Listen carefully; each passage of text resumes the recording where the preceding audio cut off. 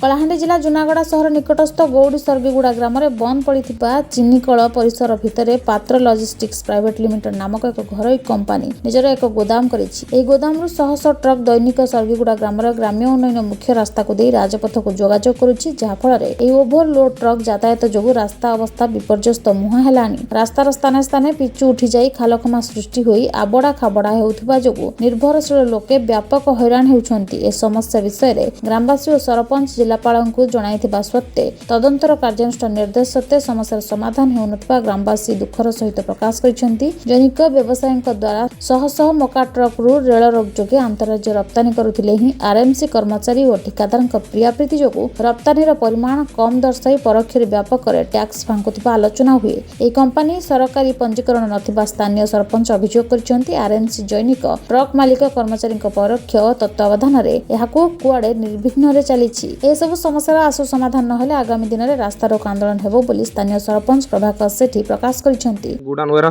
14 टा जाय 4 टा भड़ा दिछु पात्र लॉजिस्टिक भड़ा दिछु। आज्ञा एक पात्र लॉजिस्टिक मालिक की अछि पछ नै अविनाश पात्र बोली ऐसन कि सर आसन सर जाय काल के काम जे रिपेयरिंग काम कर दम काल के गौड़ सर्गीगुड़ा हमर जो पुराना सुगर फैक्ट्री थिला ते सुगर फैक्ट्री जगह को पात्र लॉजिस्टिक नाम रे रामचंद्र पात्र बोली करी जने व्यक्ति किनिचंती और से किनी करी निजर व्यवसाय सृष्टि करूचंती। व्यक्तिगत व्यवसाय से व्यवसाय होचे वेयरहाउसिंग बिजनेस से करूचन।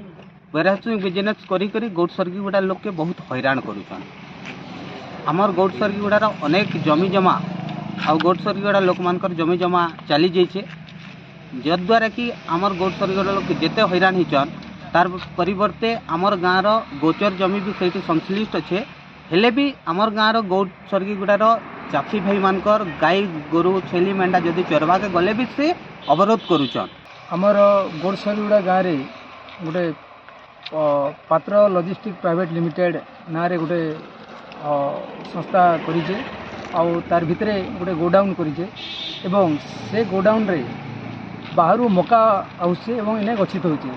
तो डेली शह शह ओभरलोडेड ट्रक यातायात करुचे, जेनटा कि आमर रास्ताटा अति शोचन हो गला ना माने मरण जनता पलटि जाइए और विभिन्न समय रे विभिन्न लोग इथिरे पड़िकिना गोटे दुर्घटनार शिकार भी होचन। और इटा के नहीं करी आमे विगत 15 दिन बा 20 दिन तले आमे जिलापाल ग्रीवेंस रे आमे अभियोग करथिलु एवं जिलापाल धर्मर सब कलेक्टर के से इंक्वायरी लगी निर्देश भी देइथिले। जुनागढ़ खगेश्वर धंगड़ा माझी रिपोर्ट कामयाब टीवी।